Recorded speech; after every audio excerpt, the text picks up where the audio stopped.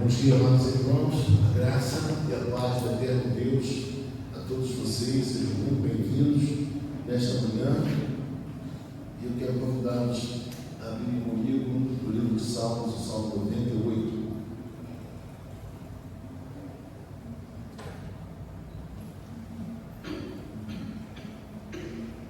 Em Salmo 98, nós faremos a leitura de maneira responsiva.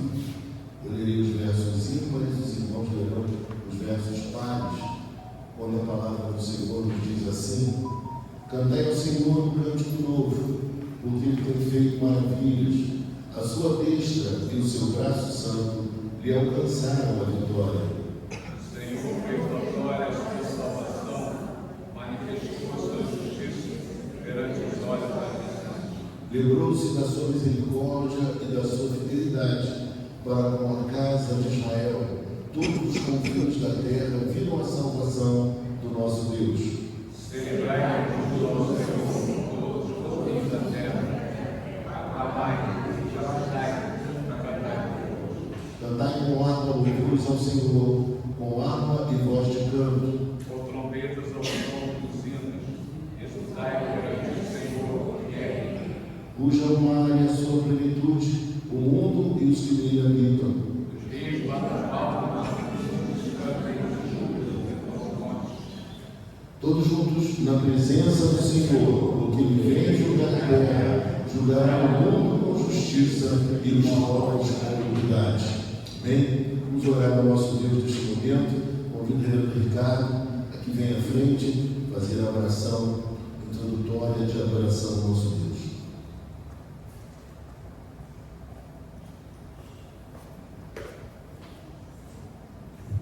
Bom dia, irmãos, oremos. Querido Deus, eterno Pai, graças te damos, Senhor, por estarmos nessa manhã tão bonita na tua casa para te render louvores, para te agradecer por tudo que o Senhor tem proporcionado a nós. Sabemos que não somos merecedores de nada, mas o Senhor tem nos abençoado e nos agraciado, Senhor, por toda a sorte de bênção. Que o Senhor, ó Deus, através desse culto que será entoado a Ti, receba os louvores e os cânticos que serão entoados aqui. Queremos te louvar com louvores, com cânticos, queremos te louvar, Senhor, com a nossa vida, Senhor, e com a leitura da Tua palavra, Senhor, e a pregação dela, Pai. Que o Senhor possa, através desses atos juntos, se agradar de tudo que será realizado aqui neste lugar. Abençoe as famílias, Pai, aqui presentes, Senhor, que a Tua bênção seja abundante no nosso meio. É o que te pedimos e desde já te agradecemos, porque oramos em nome de Jesus. Amém. Amém, irmãos. Vamos convidar os nossos irmãos da música, o grupo de louvor.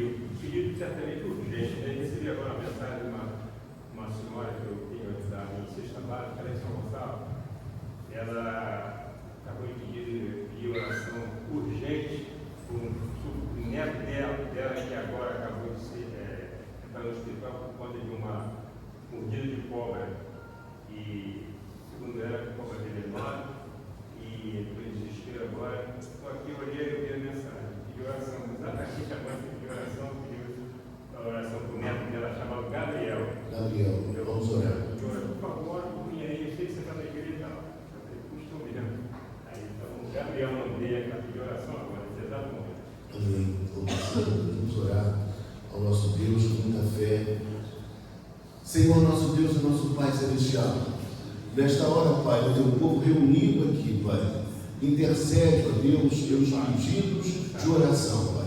Os pedidos são os mais diversos, Pai. Pedimos a Ti, ó Deus, pela vida do Gabriel, Pai, deste pequeno, Pai, deste menino, Pai. Rogamos a Tua bênção, o Teu favor sobre ele, Pai. A destreza nos médicos, Pai.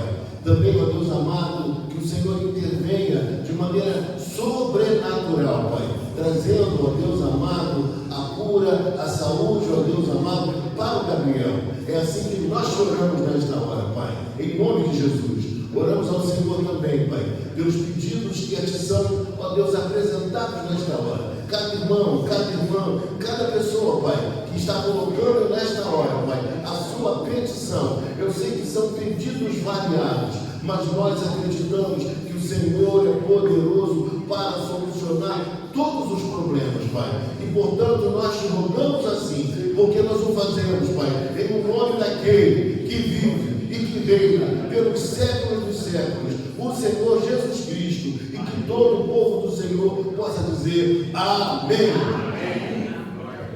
Louvado seja Deus. Irmãos, podeis assentar, amados. Eu quero convidar nesta hora a nossa SAF, que vem aqui à frente, os irmãos da SAF. Sei que já me contaram que é um momento especial nesta hora, né? Lília já está aqui, um momento especial. Eu acho que eu sei o que é, eu sei o que é, logicamente, né? Antes ela completou ontem, exatamente ontem, no dia 2 de novembro, mais uma primavera, né? E a gente costuma dizer que, eu costumo dizer que no dia de finados nasceu o meu amor. Eu quero passar aqui o microfone à nossa irmã Lília e as demais irmãs também nesta hora. Quebrar um pouquinho aqui o protocolo, aqui embaixo. No dia de hoje, nós queremos homenagear a Ângela, a esposa do pastor que fez aniversário ontem. E estamos aqui todas representando a SAF. Mas eu incluo todos aqui da igreja, né, que conhecem a Ângela, pessoas que conhecem a Ângela há muitos anos, como eu. Eu conheci a Ângela do Centro Evangelístico. A Ângela tinha apenas 17 aninhos, mas a gente perdeu depois o contato, né, natural, e a gente retornou com qual surpresa maravilhosa.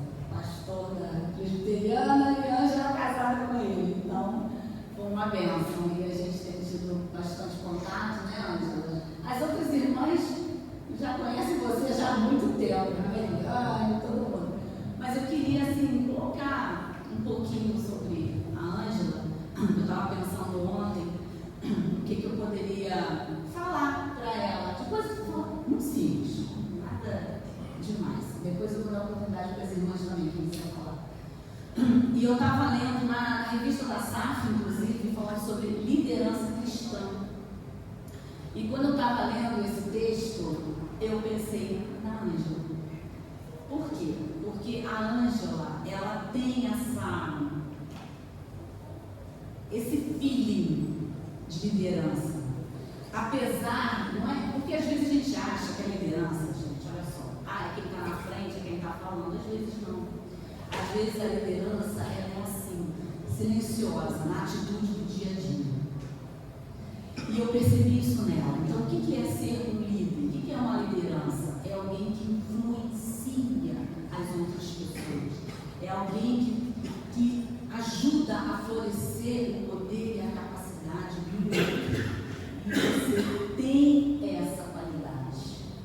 Então, assim, eu estou falando isso porque eu tenho convivido com você durante esses... Quantos anos nós estamos aqui, pastor? 7, 10 anos, mais ou menos, né? Por aí. Mais até, eu acho. Passa tão rápido que a gente até se perde na vontade. Então, eu queria, nesse momento, Ângela, fazer essa homenagem em nome da SAF e te dizer que você é uma pessoa que nos inspira, é uma pessoa que, mesmo no seu jeitinho, você está liderando e fazendo com que nós admiramos a cada dia mais. Então, parabéns. Esse é o presente da SAF para você. Muito obrigada. É exagero de você. não é não. E eu queria deixar a oportunidade, quem quiser agora falar qualquer coisa de forma simples, homenageando a Ângela. Alguém quer falar?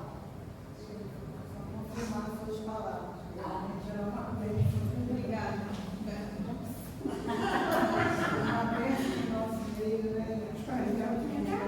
É verdade. Os pais que deram a vida a Ângela. E tem uma filha maravilhosa. Vocês também estão de parabéns. E queria dizer também, aproveitando, que depois da pregação da palavra, é isso, pastor? Nós temos um bolinho lá fora. Esse bolinho refrigerante foi doado pelas nossas irmãs queridas, a Tereza e a Rosane, tá? Então não vão embora, fiquem para a gente comemorar com ela, tirar foto, tá bom? Muito obrigada. Parabéns.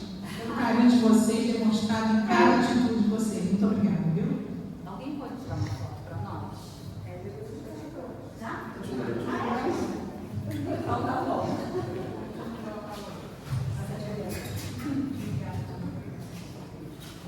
Amém.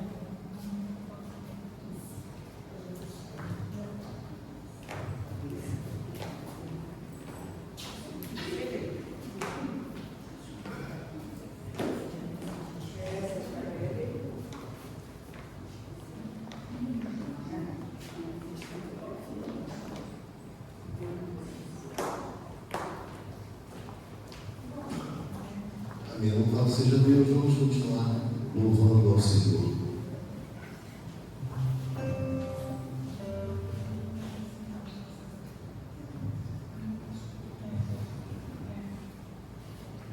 Aproveitando o ensejo, né? Essa semana a gente comemorou a Reforma Protestante no dia 31 de outubro, que muitos comemoram outras festividades aí, mas a gente se atém ao grande acontecimento na história que nos trouxe até aqui, né? E eu vou ler aqui, a gente vai cantar uma música que diz respeito a esse momento da Reforma Protestante, e eu vou contar um pouco aqui da história da música, porque o seu compositor é o Martinho Lutero. Músico e poeta, Martinho Lutero cuidou desde cedo da música da nova igreja que surgiu como consequência do movimento desencadeado pela sua postura contestadora e indagativa. Uma atenção muito especial foi dada ao canto congregacional, abolido desde o século II pelas constituições apostólicas. Lutero partiu do princípio de que o povo precisava das escrituras traduzidas para o alemão e também cantar em alemão, em lugar do latim. Igualmente achou que a congregação poderia cantar coisas mais fáceis que motejos e missas polifônicas e complexas. Passou a usar o estilo coral, constituído de uma melodia acessível e harmonizada simplesmente para 4 vozes. Os textos dos hinos foram escritos ou traduzidos por muitos poetas da época, entre eles o próprio Lutero, que também compôs corais juntamente com os outros compositores. É o caso deste hino majestoso que nós vamos cantar agora, chamado Marselhesa da Reforma, pelo grande Heinrich Heine. Acredita-se que tenha sido escrito para a Dieta de Spira em 1529, ocasião em que os príncipes alemães formalizaram seu protesto contra a revogação de seus direitos e por isso foram chamados protestantes. Então nós vamos cantar agora Castelo Forte, que é um hino que foi escrito por Martinho Lutero. E quando a igreja cantar, se vamos colocar de pé.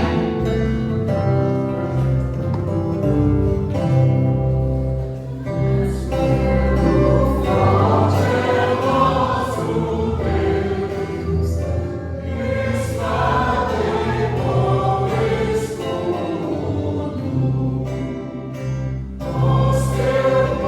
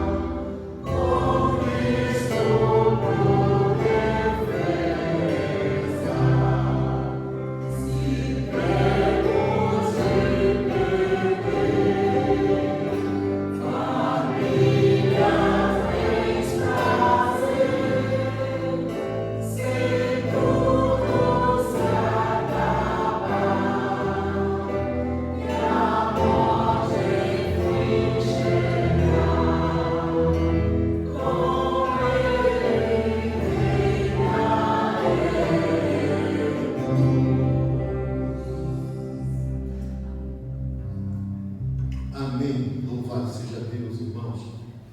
Podeis assentar, queridos.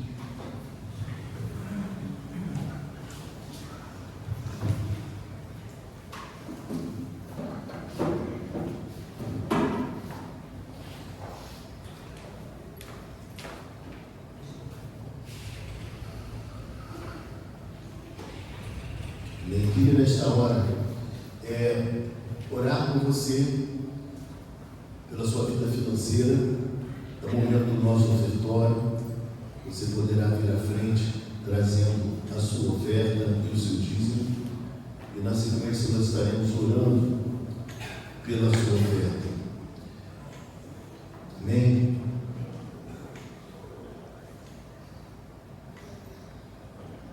Quem desejar também, nós temos a nossa chave Pix, que está colocada na tela. Você poderá fazer a sua contribuição para, de fato, abençoar o trabalho do nosso Deus, tendo esse privilégio tão especial de poder participar financeiramente da obra do Senhor. Pode vir à frente, pode trazer a sua contribuição, você fique preparado, e nós estaremos orando na sequência. Alguns irmãos fazendo via Pix também a sua contribuição.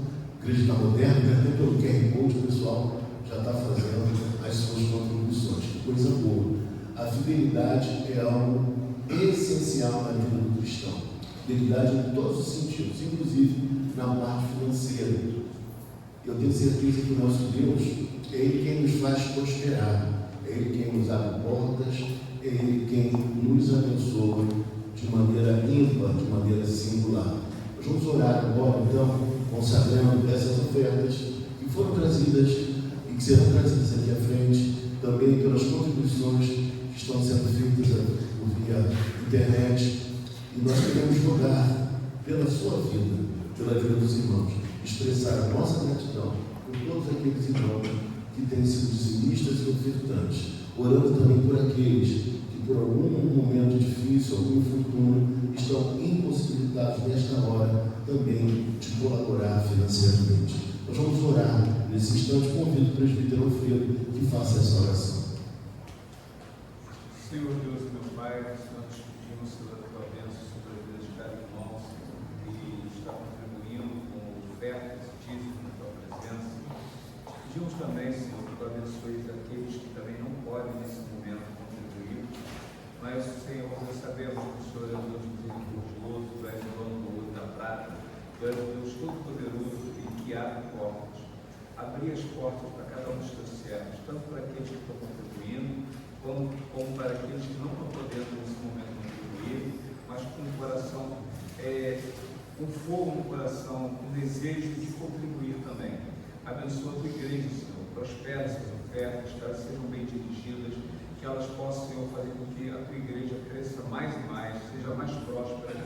Abençoe, Senhor, todo o ministério, em nome de Jesus. Amém. Amém. Vamos abrir a palavra do Senhor no último livro das Escrituras Sagradas, o livro do Apocalipse, no seu capítulo de número 2, versículos de 1 a 7. Apocalipse, capítulo de número 2, versículos de 1 a 7. Eu farei a leitura dos versos ímpares, os irmãos lerão os versos pares.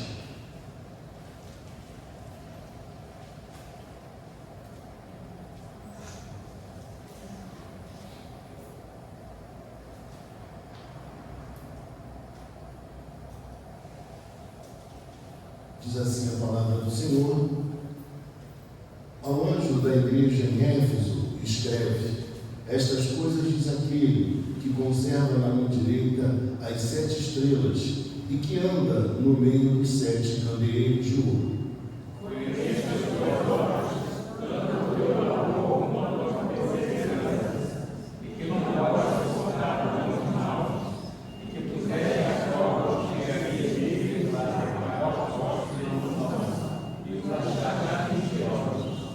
E tens perseverança e suportaste provas por causa do meu nome, e não te deixaste esmorecer.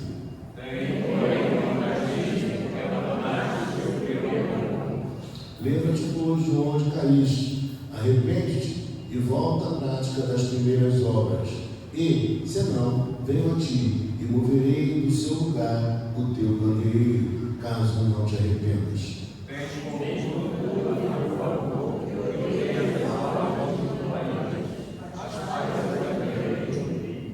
Todos juntos. Quem tem ouvido, ouça o que o Espírito diz às igrejas. Ao vencedor dar-lhe que se alimente da árvore da vida, que se encontra no paraíso de Deus. Bem, Senhor Deus e Pai Celestial, te agradecemos pela tua palavra e te pedimos agora, Pai amado, por iluminação, que teu Espírito Santo, Pai, possa nos conduzir nessa exposição bíblica. É assim que nós choramos agora e te pedimos, em nome santo do teu Filho amado, o Senhor Jesus Cristo. Amém. Amém. Meus amados irmãos, nós começaremos hoje uma série de mensagens sobre as igrejas do Apocalipse. Essas cartas, elas são realmente maravilhosas no que concerne ao conteúdo prático e também doutrinário. Então, sempre nós nos apropriamos bastante quando nós estudamos as cartas do Apocalipse. São 7 igrejas, as conhecidas igrejas da Ásia Menor: Éfeso, Esmirna, Pérgamo, Tiatira, Sardes, Filadélfia e Laodiceia. 7 igrejas. A igreja de hoje é a igreja de Éfeso. Éfeso era a capital da província romana da Ásia Menor. Era uma cidade grande. Ela possuía cerca de 600.000 habitantes. Vejam só, nessa cidade também nós encontramos uma das 7 maravilhas do mundo antigo, o templo da deusa Artemis, seu nome grego, Diana, o seu nome romano. É a deusa da caça, a deusa da fertilidade, a deusa também que protegia as mulheres no seu período próximo ao parto. Então veja que essa cidade era uma cidade também com contornos culturais muito aguçados. Nessa cidade havia uma biblioteca com 12.000 rolos, ou seja, 12.000 livros. Também em Éfeso, nós vemos que o Evangelho, quando ali chegou, a partir de Éfeso, toda a região da Ásia Menor foi alcançada pela palavra do Senhor. Então ela foi um centro também de expansão do Evangelho, um centro missionário.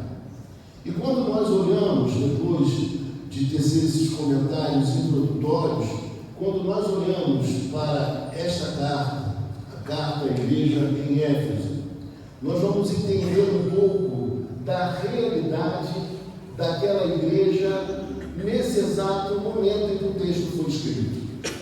Nós sabemos então, como eu falei, e você pode ler depois, no capítulo 19 de Atos dos Apóstolos, a importância, o crescimento, até mesmo o avivamento ocorrido lá em Éfeso. Mas quando nós chegamos aqui nesta página, nesse período exatamente, o que se passa com essa igreja é que essa igreja, ela, aos olhos de todos, ela poderia ser considerada como uma igreja maravilhosa. Porque era uma igreja que primava pela doutrina. E como é bom sabermos que uma igreja prima pela doutrina. Ainda é assim nos dias atuais. Porém, irmãos, essa igreja, ela havia incorrido num grave equívoco que nós iremos ver na sequência. Que equívoco era esse? Essa igreja havia abandonado o seu primeiro amor. Juntamente com isso, por ter abandonado o primeiro amor, essa igreja, então, ela passou a não ter mais o mesmo fervor de outrora. Ela era muito boa, era uma igreja operosa, era uma igreja que trabalhava, mas era uma igreja meramente formal. E quando a gente olha, então, para o texto vai nos dizer: ao anjo da igreja em Éfeso, escreve, veja comigo, estas coisas diz aquele que conserva na mão direita as 7 estrelas.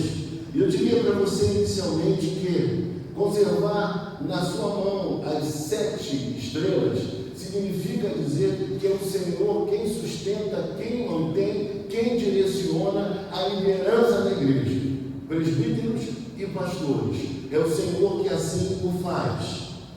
Mas o texto ainda prossegue dizendo ao nosso coração, não apenas que ele conserva na sua mão direita, que é a sua mão de poder, a sua mão de autoridade, as 7 estrelas, mas o texto também diz que, veja comigo, e que anda no meio dos 7 candeeiros de ouro. O que significa dizer que o Senhor tem uma presença ativa, ele caminha, ele anda, ele participa, ele averigua as coisas, deixa eu corrigir aqui em português, ele averigua as coisas que estão acontecendo no seio da comunidade, no seio da igreja. Olha que coisa, é por isso que o texto nos fala que ele anda, ou seja, ele é presente dentro da realidade da igreja.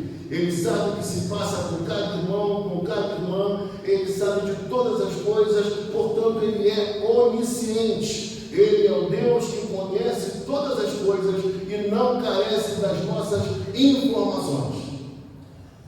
E na sequência, então, o texto vai nos dizer, conheço as tuas obras, o que especifica ainda mais e melhor, que o Senhor, ele sabe de tudo que se passa conosco, sabe do que ocorre nesse exato momento em meu coração, quais são os meus sentimentos, as minhas ambições, as minhas apreensões, os meus cuidados, os meus temores, também as minhas expectativas, as minhas alegrias, os meus sonhos, tudo isso o Senhor sabe. Então o texto nos diz que conheço tanto o teu labor. Labor, obviamente vocês sabem o que significa, trabalho, obras. Era uma igreja operosa.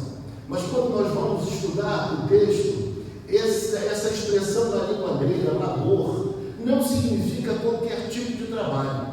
Significa um trabalho extenuante, um trabalho cansativo, uma dedicação profunda à causa do Senhor. Não é um trabalho esporádico, não é uma dedicação momentânea, é você estar entregue completamente ao serviço do Senhor. Você se dedica, você trabalha. Então, obras e um trabalho extremamente exaustivo em prol da causa do Senhor.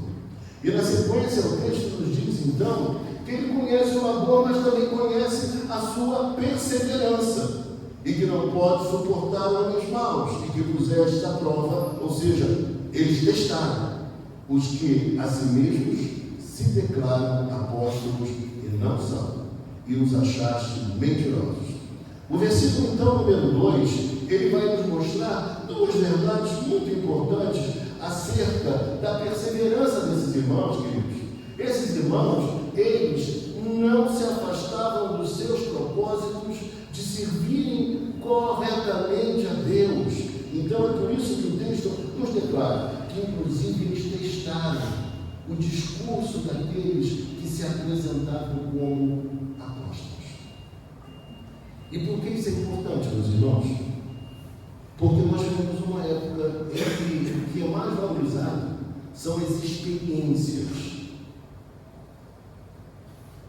As pessoas querem sentir alguma coisa, elas querem vivenciar alguma experiência mística profunda, elas querem ter arrepios. E, obviamente, todos aqueles que anunciam o Evangelho sabem dessa realidade. O discurso, ele é muito importante, e aquela igreja sabia aferir, ela possuía discernimento espiritual para verificar quando o ensino era correto ou quando o ensino era equivocado.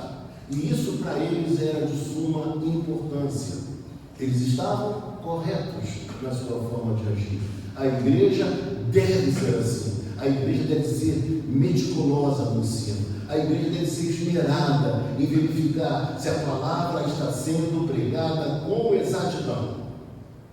Porque nós, semanalmente, ao assistirmos à internet, que é o nosso canal maior hoje, é via internet, nós ouvimos as mensagens mais estranhas, mais esquisitas. Tudo isso nós temos ouvido e assistido pela internet. E por vezes falta em muitos cristãos esse senso de discernimento. Às vezes há veneno na panela e os crentes não percebem que estão comendo algo que não é apropriado para a sua saúde espiritual. Então, na sequência, o texto vai nos dizer no verso de número 3: e tens perseverança, e suportastes provas por causa do meu nome. A verdade que o versículo 3 nos apresenta é que essa igreja, os irmãos daquela igreja, eles, na verdade, eles perseveravam e suportavam provas, o que significa dizer que eles estavam sofrendo perseguição. Eles estavam sofrendo perseguição, mas ainda assim eles mantinham a sua fé, eles perseveravam, eles continuavam naquele caminho. Mais um ponto positivo para aquela igreja, para aqueles irmãos. A igreja agia assim. Numa época, amados, em que ser crente não dava ibope. Eu sei que o ibope também está atrasado, né? Agora são outros institutos, né? Mas, para vocês entenderem bem, ser crente naquela época não dava ibope. Muito pelo contrário. Você estava sujeito a perseguições. Você estaria sujeito a perder a própria vida, a ter uma vida parca de recursos para cuidar da sua família, porque as boas oportunidades você estava fora, você estava alijado por conta da sua fé. Era assim que acontecia. E eu digo para você que em nossos dias a coisa mudou bem de figura. Por exemplo, o cantor, quando ele perde a sua notoriedade, ele de repente forja uma certa conversão e vem para o meio evangélico em busca de clientela, de sucesso, de fama e de dinheiro. Vocês sabem que eu estou falando a verdade. Mas naquela época não era assim. Estar ligado à fé era justamente para pessoas que fossem realmente cristãs. Ninguém em sanidade total faria tal coisa. Então o texto nos fala, queridos, da seguinte maneira, veja comigo: por causa do meu nome, ou seja, um sofrimento que não era qualquer sofrimento, era um sofrimento oriundo da ligação daquelas pessoas com Jesus Cristo. Não era um sofrimento porque você de repente foi negligente em seu trabalho e o patrão está te perseguindo, entre aspas. Na verdade, está cobrando que você trabalhe melhor. Mas aqui se refere ao sofrimento próprio daquele que é cristão e sofre por ser cristão. E o texto então nos diz, veja comigo, na sequência o texto vai dizer então: e não te deixaste esmorecer. Ou seja, essa igreja persistia, essa igreja perseverava, essa igreja não era de voltar atrás. Era uma igreja nesse sentido forte, corajosa, uma igreja fiel. E no versículo de número 4, nós encontramos então o primeiro problema existente naquela igreja, e o grave problema que ocorria naquela igreja está no versículo 4. É algo que o próprio Deus tinha contra aquela igreja.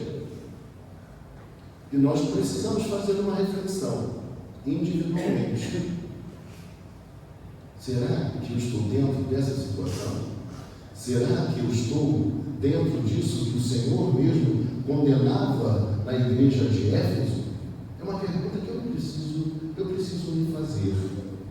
O texto diz assim: tenho, porém, contra ti, que abandonaste o teu primeiro amor. O texto, na verdade, nos mostra, então, que eles eram criteriosos e hábeis para perceber as heresias dos outros estava errado, onde estava falho o ensinamento. Positivo, muito bom. Só que eles não conseguiam olhar para dentro de si e perceber que eles agora estavam apáticos, que eles não tinham mais o mesmo fervor de outrora, que eles agora não estavam mais vibrando com a fé, como no início eles vibravam. E aí, por vezes, nós que somos pastores, e talvez você já tenha ouvido, pessoas que chegam para nós e dizem assim: eu estou cansado de tudo, estou desanimado. É uma palavra que eu detesto. Estou desanimado. E aí você pergunta: qual é a causa do seu desânimo? Está tudo ruim. A economia está ruim, o presidente está ruim, o governador está ruim, a cidade está ruim. Eu sei que muitas dessas coisas são verdade. Mas será que isso tem o poder de nos paralisar? De impedir que a gente creia que na nossa vida opera um Deus, que Ele é grandioso, é poderoso para mudar as nossas circunstâncias? E aí, meus irmãos, essas mesmas pessoas falam assim para nós: está ruim o trabalho, está ruim o casamento, está ruim na igreja, tudo está ruim, nada me agrada, o louvor não me agrada, a pregação não me agrada, eu já não pego mais tempo para ter nenhum tipo de ligação com a minha fé. E aí você pergunta a essa pessoa: será que você está assim pelo problema dos outros ou das circunstâncias? Ou será que você está assim porque você não ora? Porque você não lê a Bíblia? Porque você não prioriza a Santa Ceia? Porque você não está mais tendo comunhão com outros irmãos, mas apenas convivendo com pessoas com uma outra cosmovisão, com um outro pensamento? Nós devemos ter relações com pessoas que têm outros pensamentos, lógico, senão como elas seriam evangelizadas? Mas às vezes o nosso caminho parece muito com o caminho do ímpio, porque as nossas conversas passam a ser as mesmas conversas dos ímpios. Eu, quando era corretor de seguros, eu optei por ser home office quando não existia muito isso.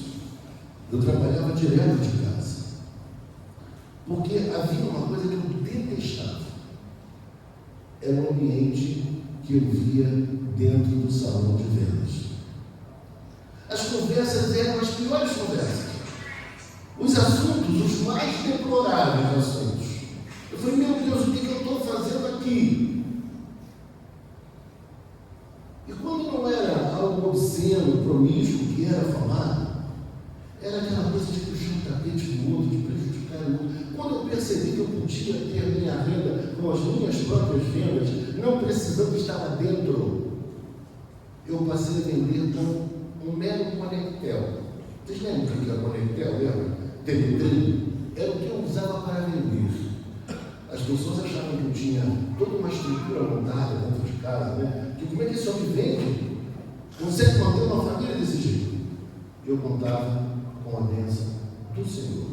E eu tenho certeza que você também conta com a bênção do nosso Deus. E assim a vida prosseguiu e a vida caminhou. Mas eu não queria para mim aquele tipo de conversa, aquele tipo de coisa que me fazia tanto mal e me trazia grande prejuízo. Mas existem situações que você não pode se afastar mais corriqueiramente do convívio com as pessoas.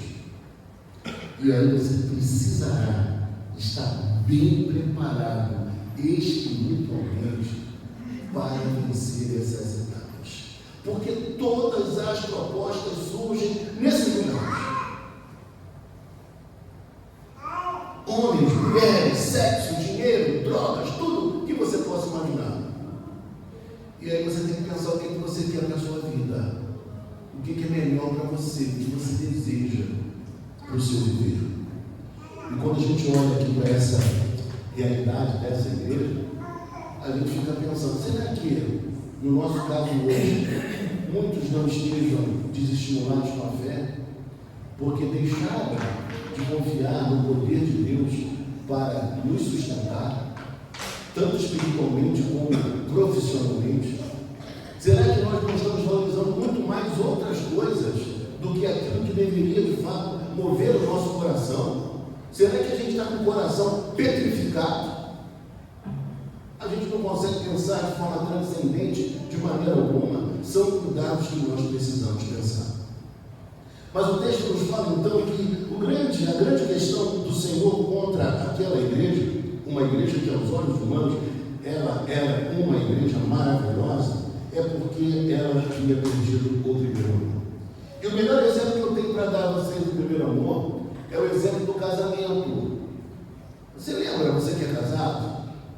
Como é que você era quando se casou?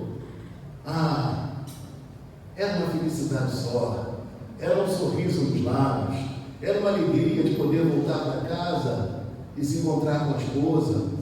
Você ia, de repente, para a cozinha e ajudava a mulher, ou a mulher, então, querendo te surpreender, ela fazia um prato maravilhoso para você, e você ficava feliz e encantado. Que mulher com a qual eu me casei. Mas os anos foram se passando, nós não deixamos o amor, porque o amor jamais acaba. A gente continua amando, mas uma coisa que foi perdida é o mesmo gozo, a mesma alegria, o mesmo prazer, a mesma satisfação de ver o outro feliz e alegre, o mesmo fervor, a mesma paixão. Espiritualmente, meus irmãos, espiritualmente era o que estava acontecendo aqui. A igreja estava fazendo tudo certinho.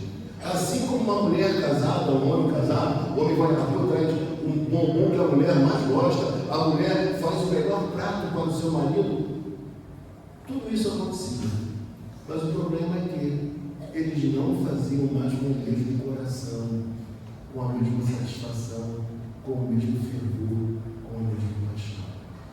E isso aos olhos do Senhor é algo seríssimo. É tão sério como ter a doutrina correta. É sério. É sério também ter as motivações corretas naquilo que nós fazemos para Deus e fazemos para o outro.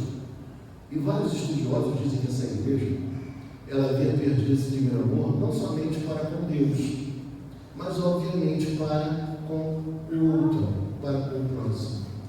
As relações não eram mais tão afetuosas, não eram mais tão amigáveis. E esse problema está sendo denunciado aqui. E quando nós partimos para o verso número 5, o texto fala: lembra-te de onde caíste, arrepende-te e volta à prática das primeiras obras. Primeira coisa que eu diria para você, o autor está nos dizendo, com esse verbo lembrar, veja se eu estou certo, a ideia aqui é de que eles sabiam onde, na verdade, eles caíram ou abandonaram o primeiro amor. Lembra-te, pois, de onde caíste. Ou seja, eles sabiam qual foi o momento, qual foi o instante, o que eles começaram a vivenciar que os afastaram desse primeiro amor.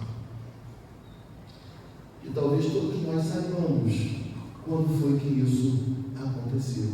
E o Senhor nos convida a lembrar, a inquirir a nossa própria mente. Onde foi que nós perdemos esse fervor, essa paixão? Onde foi? Quando aconteceu isso?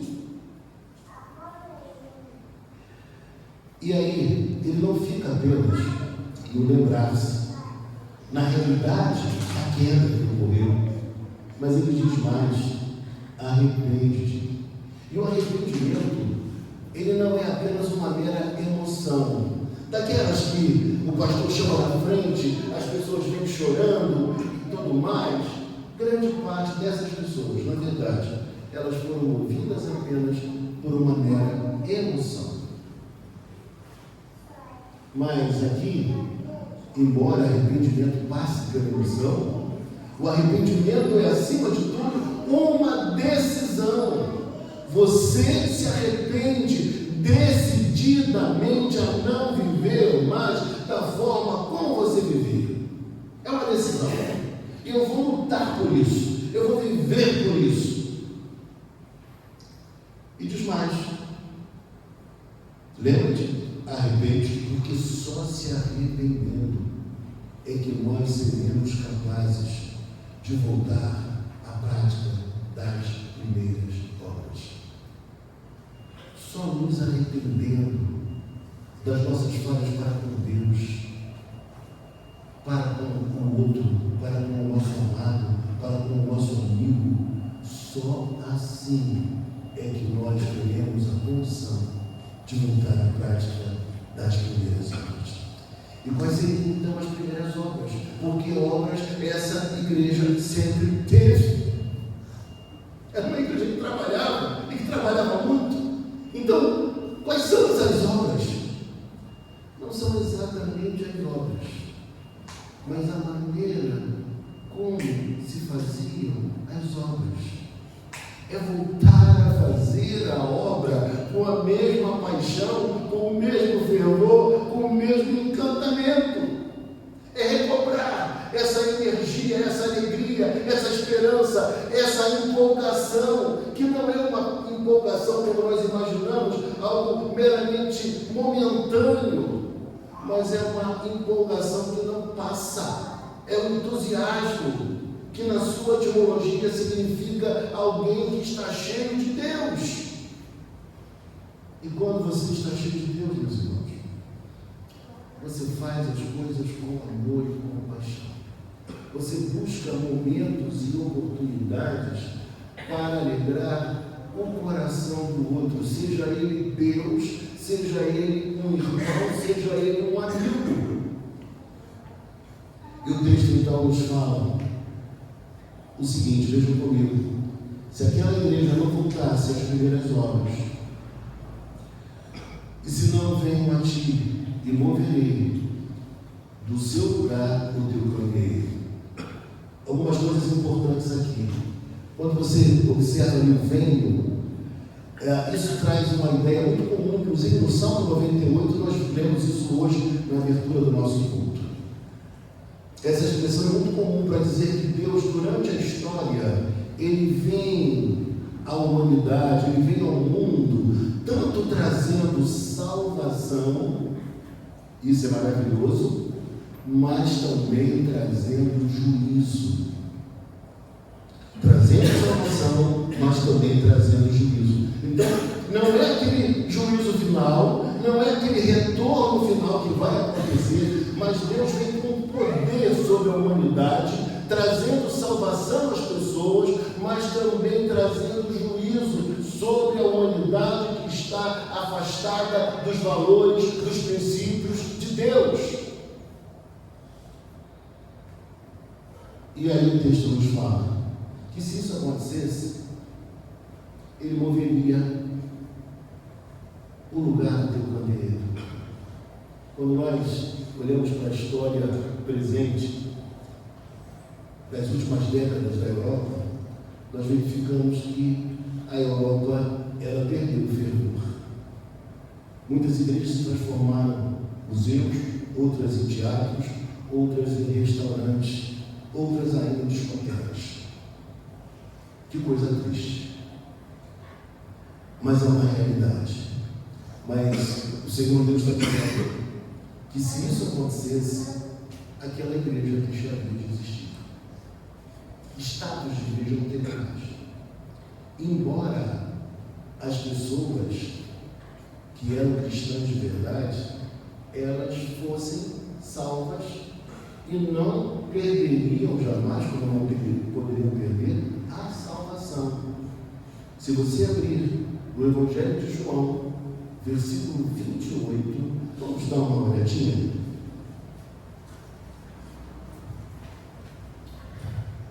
João 10, 28. O texto nos diz como, gente? Vamos ler juntos?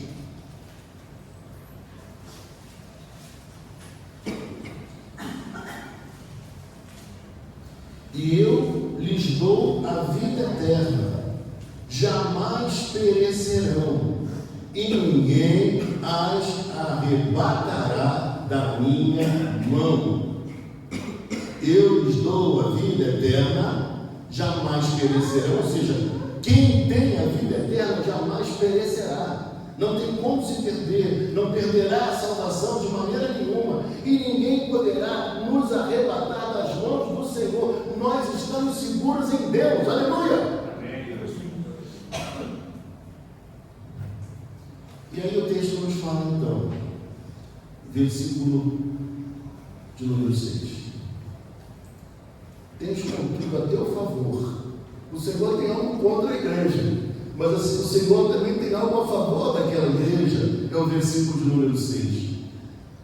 Tens contudo a teu favor que odeias as obras dos nicolaítas, as quais eu também odeio. E aí eu sei que você está se perguntando: quem são os nicolaítas e quais eram as obras dos nicolaítas? De maneira resumida, eu diria para você o seguinte: é uma resposta extremamente difícil de se dar de forma precisa.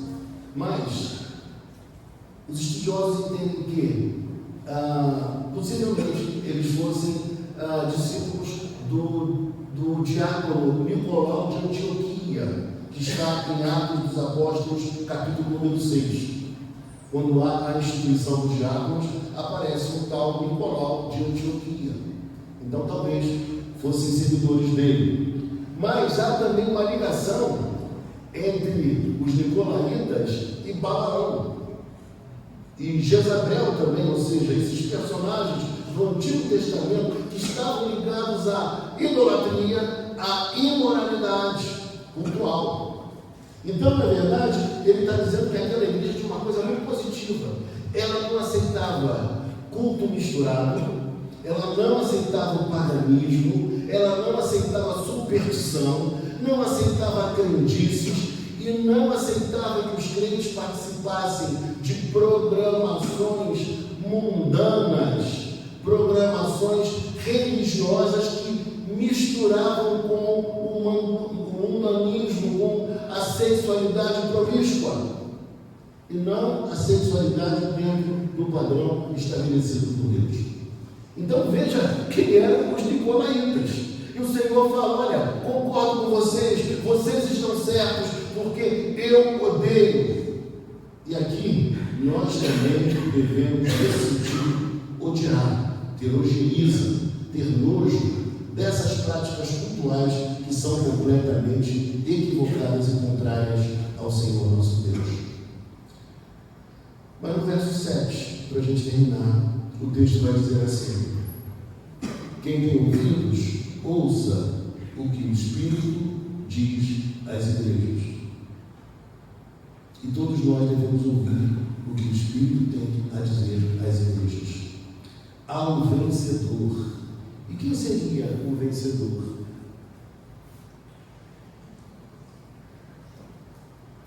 Alguém isento de falhas? Alguém perfeito?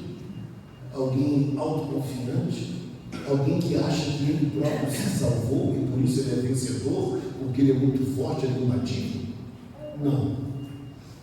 Vencedor aqui é todo o cristão, é todo o crente que confia na graça, no amor, no perdão, na obra salvadora e redentora do Senhor Jesus Cristo. Esse é o vencedor. E se você está aqui entre nós e deposita a sua fé em Jesus Cristo, saiba que você é um vencedor.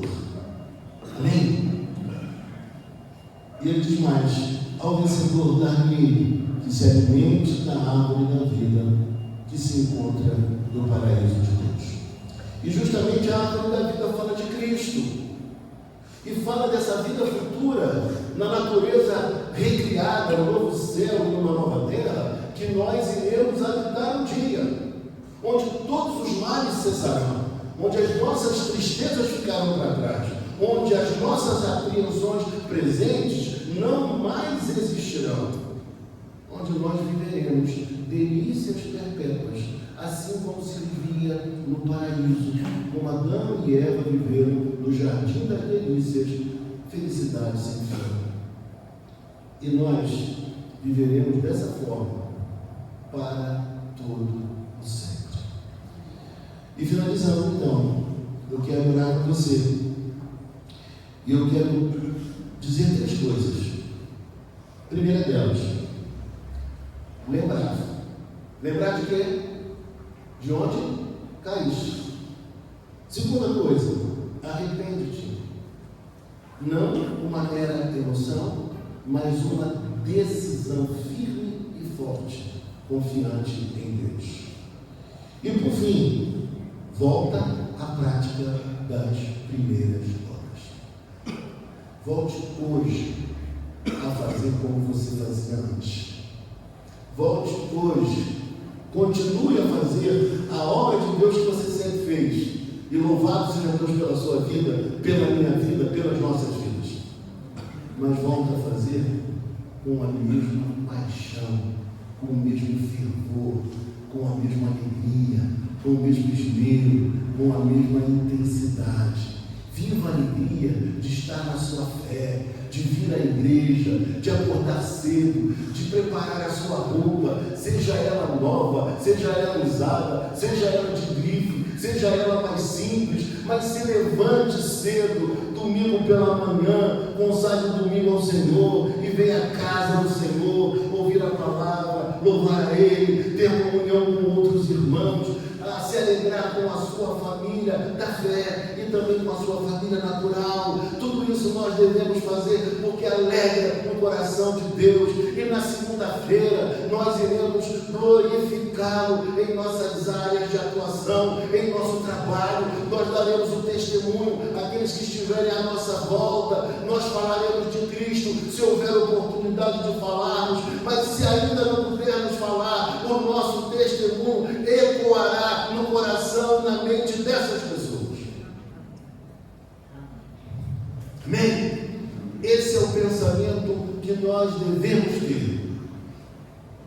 Eu quero orar com você nesta hora e peço que você ore por mim também. Vamos ficar de pé.